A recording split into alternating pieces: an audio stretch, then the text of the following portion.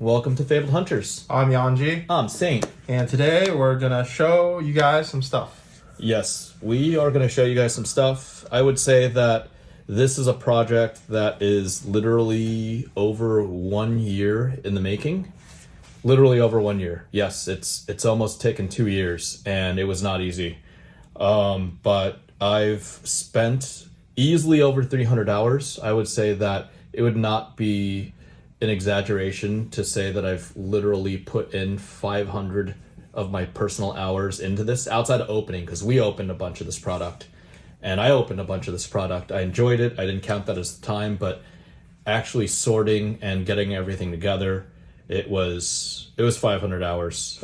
It was there, and that's a lot of time. I don't have a lot of time, but I have a lot of passion for this game. So within these past 2 years, I clutched it out. But before we get into that, just a reminder, I think I've shown this before.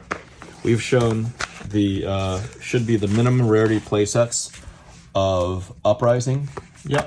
Yep, that's all the good stuff, going through it. And then when we get to the legendaries, should just be one of each. Where are the legendaries? Where do they start? I don't even remember where the numbers start for the legendary. Oh, there you go. Flamescale Furnace, right? They're just mixed in. Yeah, they're in there. Flamescale Furnace. I've got two, so that there's one for me, so I can make any deck, and then for my child or children, they will be able to have their ability. Here's the Cornet Peak. Ghostly Touch. Bleh. Bleh. Shuko, not as bad. Yeah, Shuko's not as bad. Not nearly as bad, right? And the Alluvian Constellus, which is, it's not Ghostly Touch bad, but it's just, yeah. And the Crown. Can't forget the Crown. So we got this +2 as a minimum rarity playset. Yeah. And that was, yeah, can't do it justice without showing the FaBled Blood of Drakai, which So I still hope. Very useful. Yes, this is very useful. This is the workhorse set of the players. This is something that every player would probably want, right? Yeah. A play set of everything. This is all you need to build any deck ×2. So, I've got 2 play sets handy. So there's one for me, one for my, my children. But that wasn't enough. I wanted to go through the pursuits of collecting what I would say is the best, most complete, most comprehensive iteration of a true collection. So I ventured, I theorized about it. I said, what would we call it? And I think that the Fab Fam, the ones supporting the FaBled Hunters, had wanted to call it the Grandmaster Set. So wanted to present to all of you the first ever Grandmaster Set. I may or may not be working on more, but this is a complete Grandmaster Set. And I'll go through the cards, but I'll explain the process. You're looking at the results of over 1 pallet of cards opened. And I think Yanji and I, we did the math, right?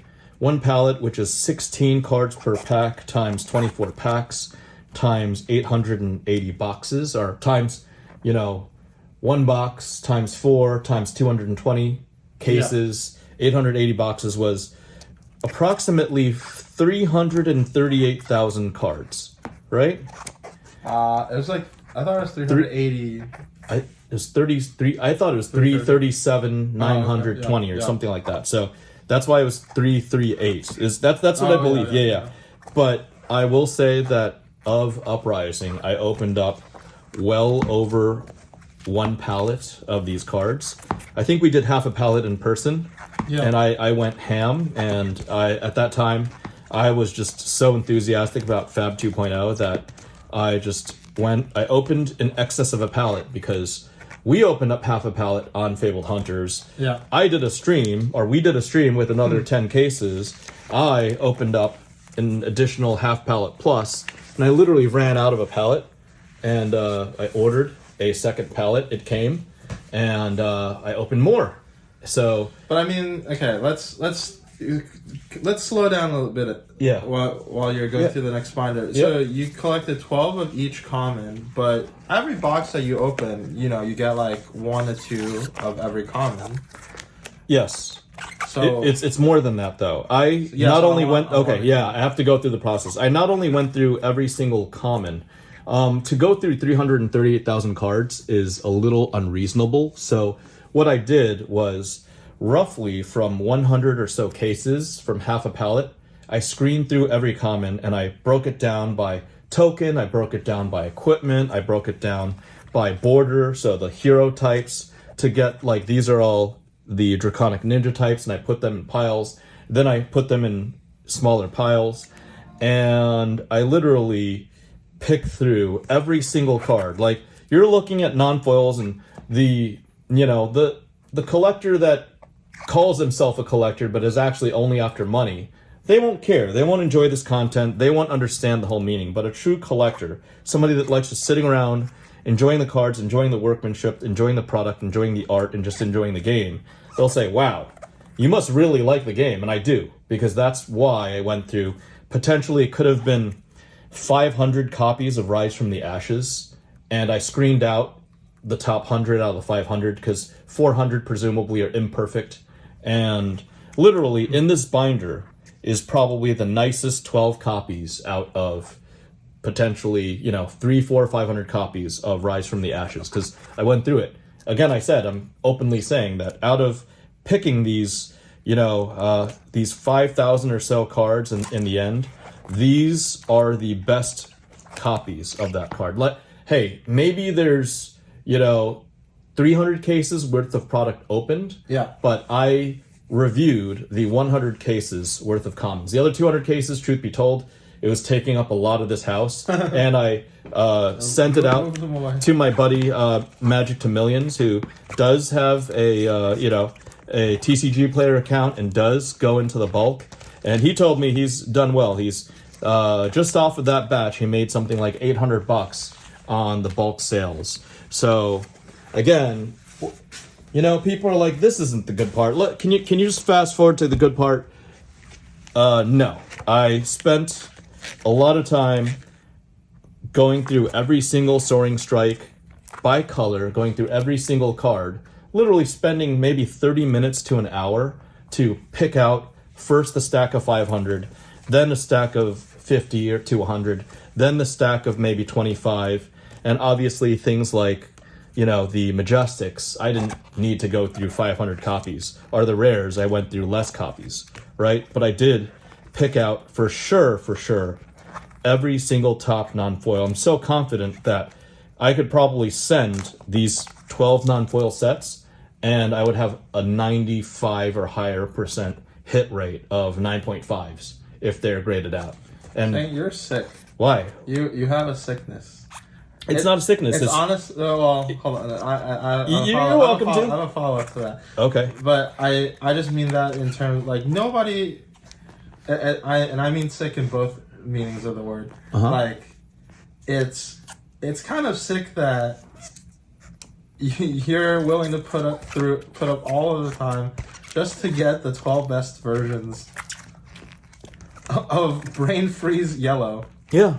But I think that's what it takes, right? Like, if you want to have the nicest stuff, it doesn't have to be the most expensive. It doesn't have to be the nicest. The nicest pieces. That's what it means to be a cardboard archaeologist, which I mentioned and still believe 4 years after my first, or 3+ years after my first FaBled Hunters video, I'm still, that's still who I am. That's still my role as a collector, as your garden variety collector in this community.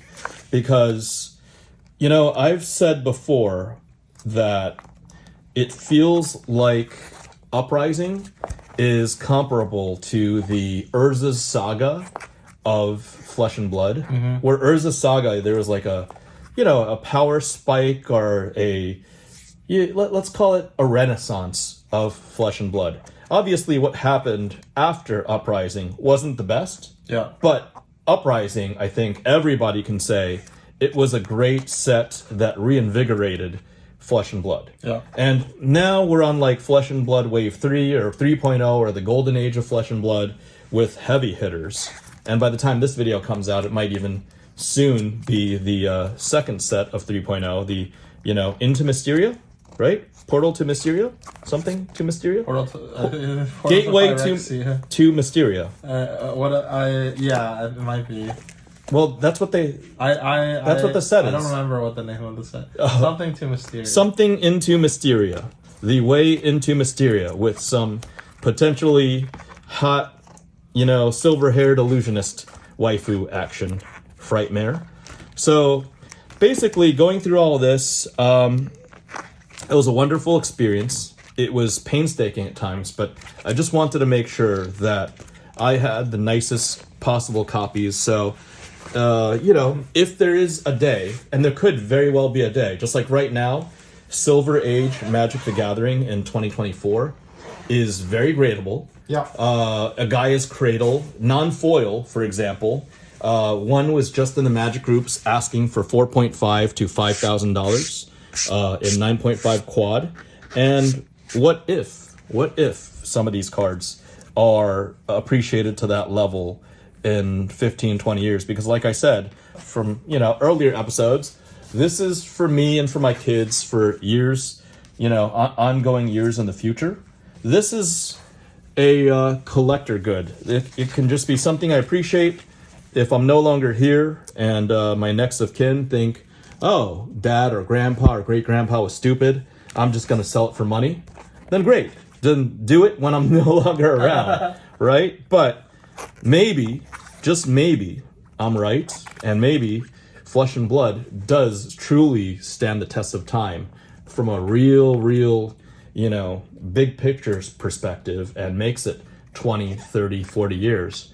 And this becomes something as good, if not even more celebrated than Urza Saga in Magic the Gathering. And then I've got basically 12 sets.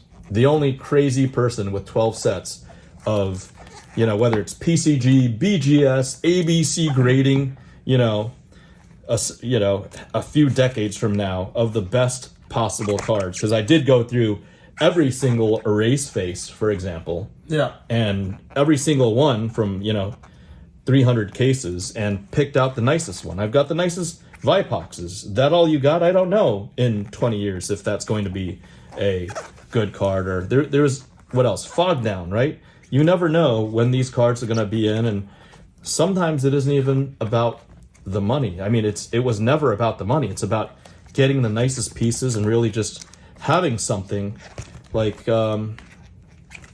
having something that I can sit through and just really get lost in and look at. And here we are towards the end of the non-foils, right? Sorry, I think I interrupted you at crazy.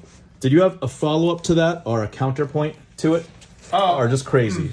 Oh, like to the fact that I think you're crazy? Yes. I mean, or sick. Yeah, you're a sick individual.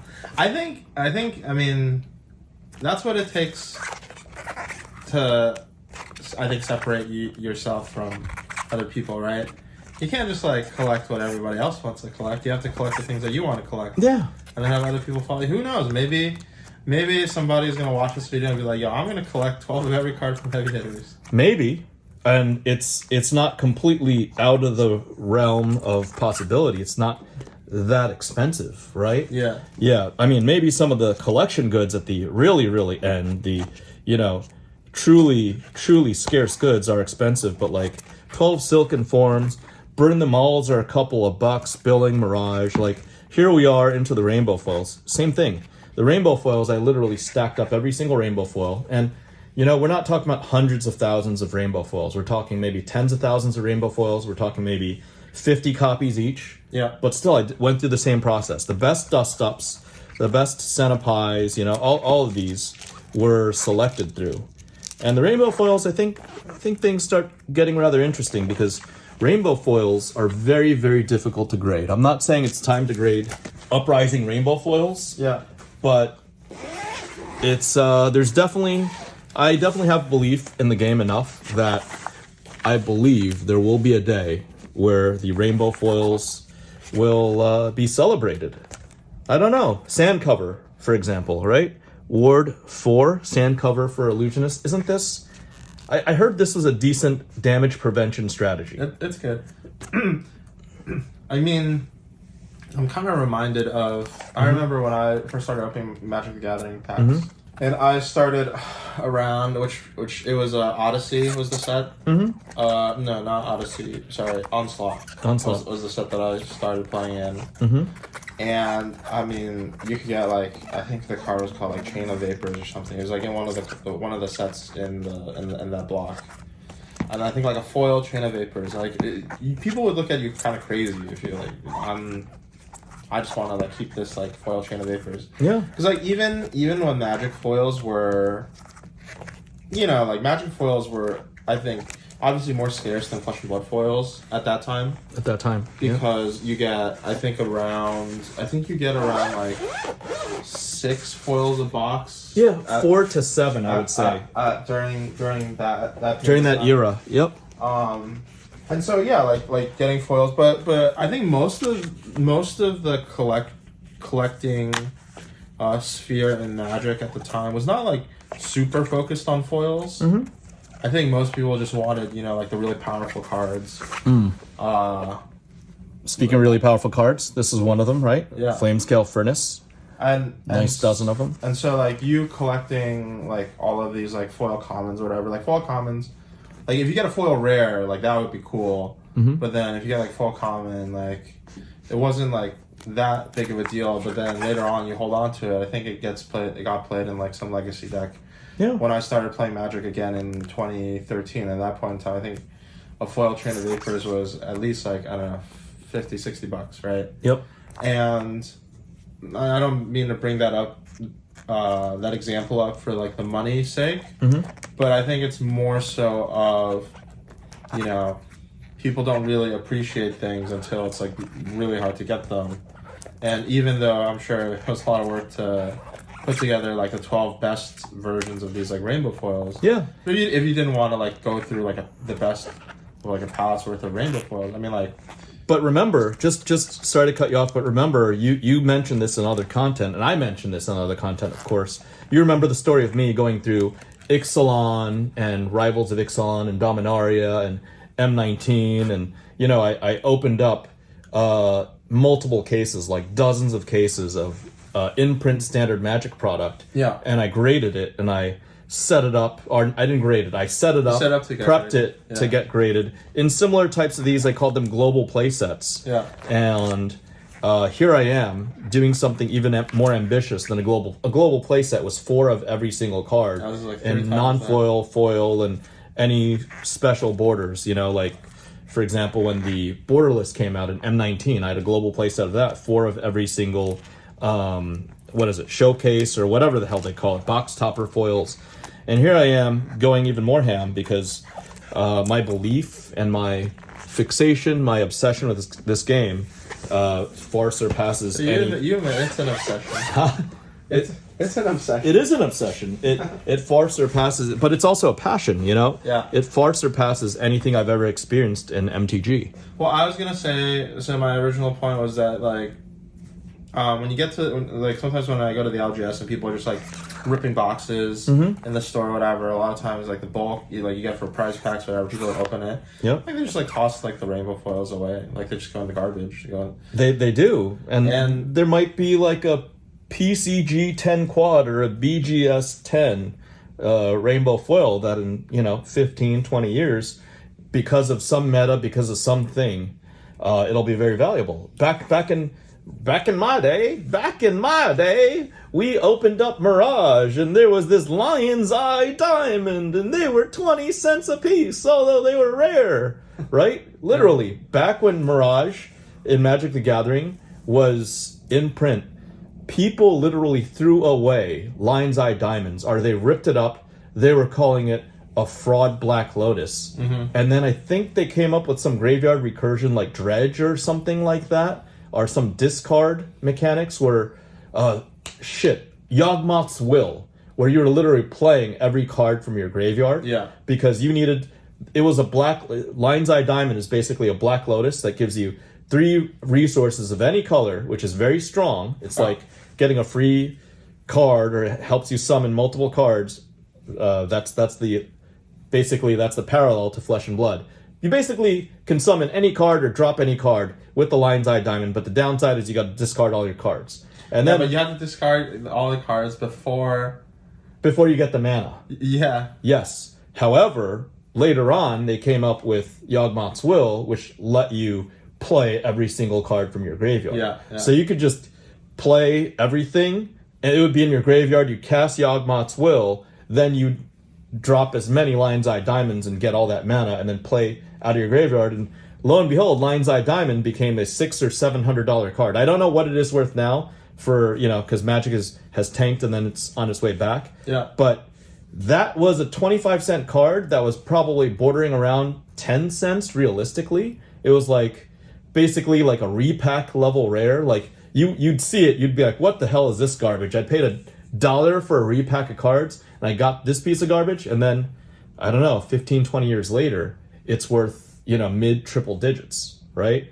So that said, I don't know what Frost Hex is going to do, but it was very powerful when Icelander was, playing Frost Mage, right? When even before Bowlander, Frost Hex was a big deal. Even with Bowlander, she used it, right? Yep. So who knows what the next Ice Mage is going to bring, and who knows what the development of this set will be? Who knows? Coronet Peak. We had the playmat out, and it's also symbolic for a mountain range in New Zealand. Yeah. Coronet Peak forces opponents to strip cards out of their hand. That's a strong card, all these cards, these Majestics, honestly, even pulling over 1 pallet's worth, there were some Majestics, because I think the palette was moved around, or I got different parts of the palette. The Majestics in Rainbow Foil, I did not necessarily get 12 or more of each. Yeah. And even if I did, there were some print errors, there were some cutting issues, there were some centering issues. So I needed to, in some cases, like 3 or 4 of the Majestics, I needed to purchase a handful, like a half dozen of the Rainbow Foils. And that is what I needed to do in order to get enough to definitely get like a 9.5 or a very nice solid gem mint, selection of all the legendaries and all the Majestics. So you really needed all that volume to get something like this.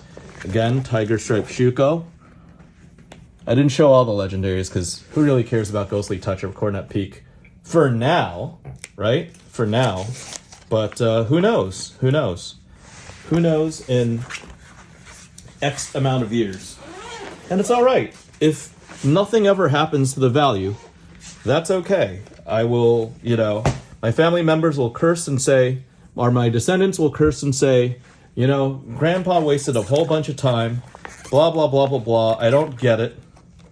Well, I get it. I understand how much, time was spent by the team of Legend Story Studios to revitalize their game. It kind of felt like a phoenix rising from the ashes type of thing to remold their game for Fab 2.0. And that's why this was the first set that I chose to really dedicate a Grandmaster set to. Alluvian Constellus, I heard you telling me that there's some applications for this, and it's used in the Wizard Mirror, and who knows, there might be a full Arcane set coming one day, right? Yeah. And these cards will, see play again. As we go to the end, close to the end of the Rainbow Foils, I just wanted to... Ooh, that's beautiful. That's really nice. Just take a second to enjoy a dozen, 9.5 quality Crowns of Providence. Like this, some of these cards, truth be told, came from the, I don't want to call it a buyout, but the Black Friday purchase that people are thinking I was literally buying things out. I'm not buying anything out. I'm literally just collecting these because maybe I only had, these were actually short printed from what I know in Rainbow Foil. So maybe after opening up a Palette Plus, I only had like 9 or 10, but I needed to buy like 5 or 6 more so that I could get make sure I had really, really nice copies and the best copies. And yeah, that's why. That's the reason for all that. And towards the end, you also have the added bonus of... Yeah, they thought that you were just evil investigating, but little did they know that you are just a sick individual. I'm just sick. Sick in the head, just wanted to get 12 of the nicest... Well, I just wanted... There's nothing like having a binder, and even that 9 or 12, not everybody has to do 12. I do 12 because that's like... Just do one. Yeah. A lot of people just do one. A lot of people just do one. Yeah. Yep, that's true. But I just wanted a nice page. It's just a whole page, uniform page, one page of every card. You could do it with a 9 binder too. You could even do it with a 4 binder, but the 4 binders are a little smaller, I think. In general. I don't like 4 binders. I like 9. Yeah. 9 binders. Yeah, I like 12 because that's still 4 play sets, right? Yeah. So, yeah, and it's a big, It's also like nice. generous Like page. you could do like 1 column as a play set. Yeah, you could. You could have fewer binders, right? Yeah. And here's the FaBleds. There you go. It's bumping up against the wall of it, but there's the FaBleds.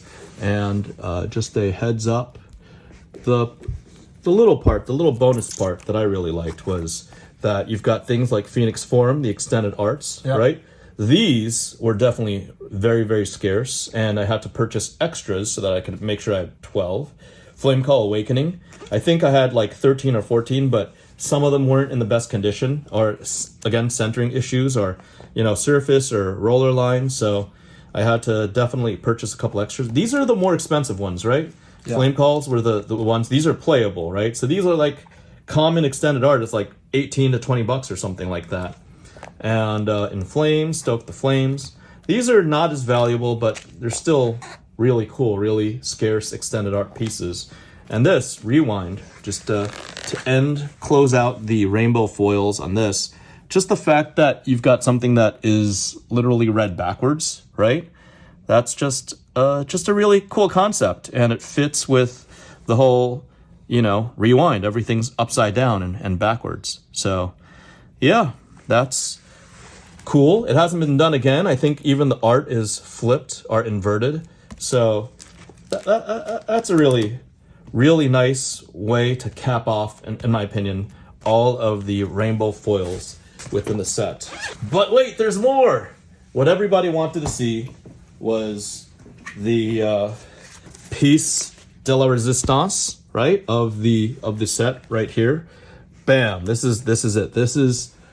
I think this is the most breathtaking part of the collection. And I'll be honest, I don't go through all 11 binders to do the 12th binder. I sometimes just look through this binder because it was the toughest to do, and especially with roller lines and the issues with the cold foils, especially the marbles. This is it. I showed a brief little video, like a grainy video, to a patron just to ask them what they thought. And they literally, and I quote, this is what they said. They said, "This is the Mia Khalifa of binders." That's their words, not mine. They're like, eggplant, eggplant, eggplant. This is the Mia Khalifa of binders. I don't know if you guys would agree, but I don't know. I don't even know what he was talking about, but I would say this is one really, really sexy binder. And something like Aether Ashwing, dual-sided, you go, flip, flip, flip, flip, flip, flip, flip, flip, right? So you got a little mix of both sides. You've got the Heat Wave, but again, instead of 12 rainbow foil flame scale furnaces, you've got a dozen. Very nice. Almost all these cards here are gradable for premiums. Flame scale furnaces. Truth be told, I did go out and grade 5 or 6 of them. The 5 or 6 I did grade were 9.5, or they even made quad plus, some very, very impressive grades. But these could easily pass for very, very solid 9s or 9.5 basics. And yeah, they were great to have. Again, the Frost Hex. It's great that they have a rainbow foil iteration of the Frost Hex. Coronet Peak, now in cold foil. Dozen of these. Ghostly Touch in cold foil. Who knows if one day they will be playable for Illusionist, like really playable, really active in Illusionist. I don't know. Maybe the next Illusionist that comes out, maybe the Mysterious set right? Tiger Stripe Shuko, this is definitely playable, right? It's just added value every other turn, or every turn, second attack, right?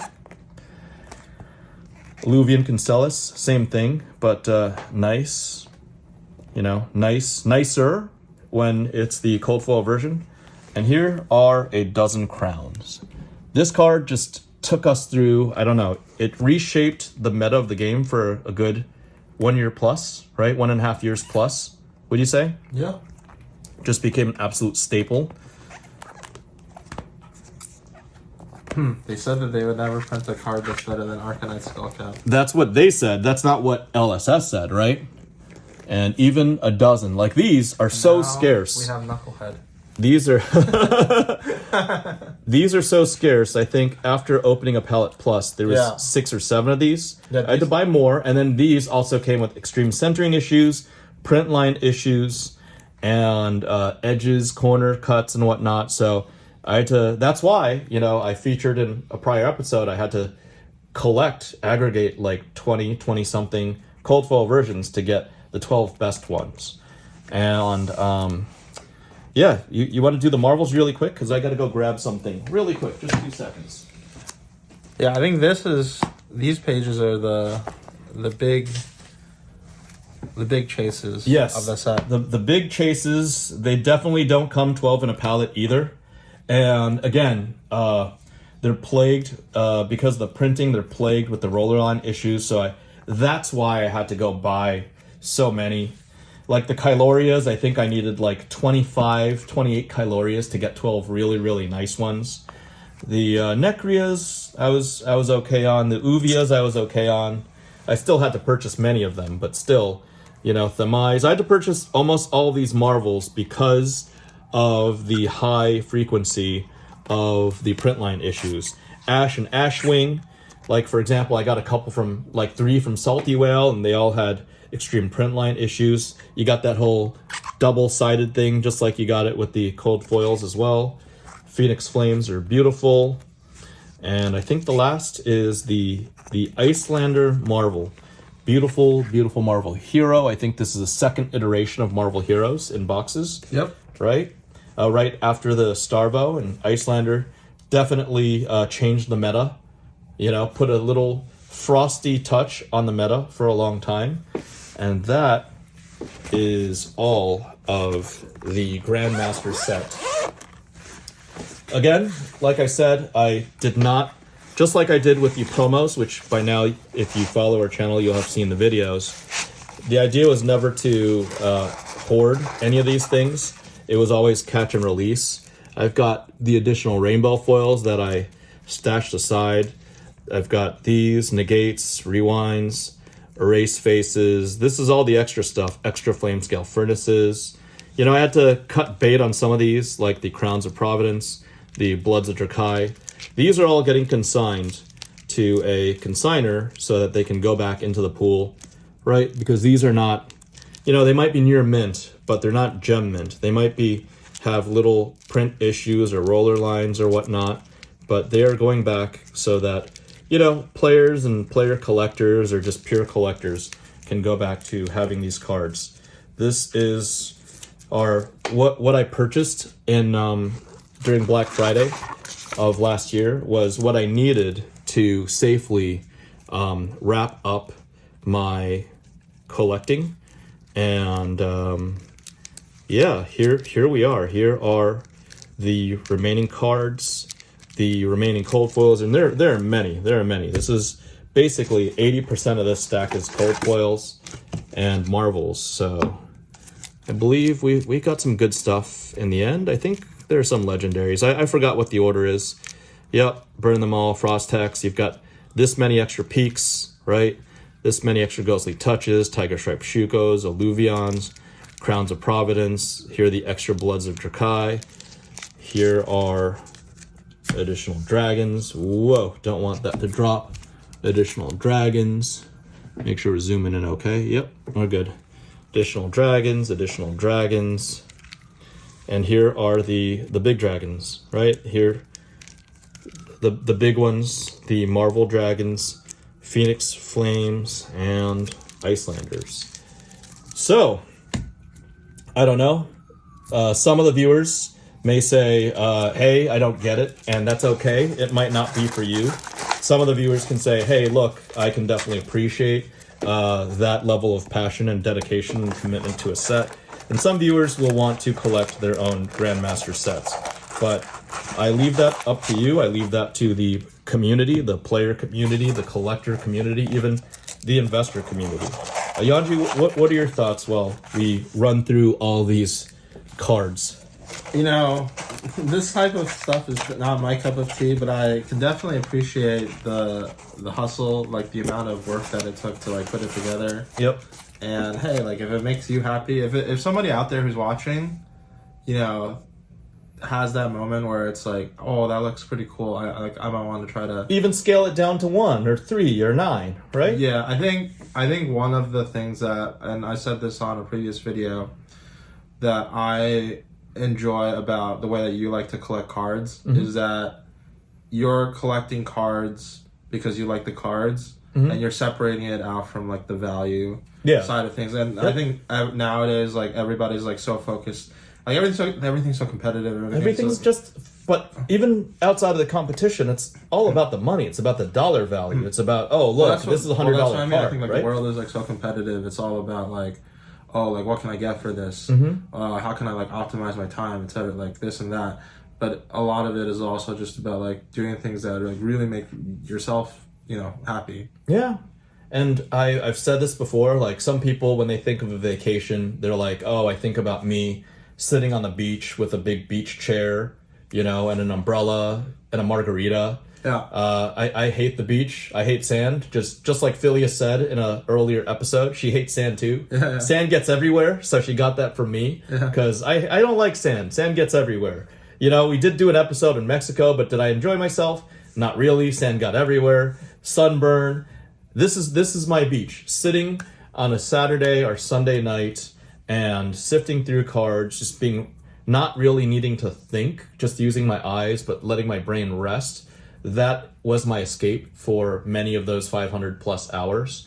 And I really enjoyed it. And sometimes after a really long day or a hard day or a long week of work, I really do love sitting down, pulling out that binder. Again, you know, you got me. I'll be honest. Most of the time, it's the Mia Khalifa binder that I have to bust out with all the shinies in it and all the marbles in it. Yeah. But sometimes I'll go through all 12 binders and just sit down, you know, grab a nice drink and lug out a dozen binders from what I call the great library of Solana that I'm constructing right now. And I don't know, this will not be my only Grandmaster set. And this was coined by other members. They called it, you know, in the comments of a future video when I hypothesized this set over a year ago, that the only right name is a Grandmaster set. So I want to ask you guys what your thoughts are. Good, bad, neutral, doesn't matter. Just, you know, it's a free country, it's a free world. You're right. It's your right to exercise your opinion. But I really enjoyed this process. I'm going to do it again. I hope it inspires other collectors worldwide to do the same, because there's definitely a space for enjoyment of the cards, for simply enjoying the art, enjoying the design, you know, enjoying the workmanship and the print quality of some really, really nice cards in the world of Flesh and Blood. So thank you for joining us for this episode. Hopefully this will inspire me. You know, the comments will let me know how much harder I should work on my next Grandmaster set. And remember to like, comment, subscribe, twiddle that notification button. Keep supporting us, the FaBled Hunters, on Patreon, because the proceeds go to Yanji and the FaBled Runaways. Let's go Runaways, Yanji. Let's go Runaways. And we'll see you next time, everybody. Thanks. Bye.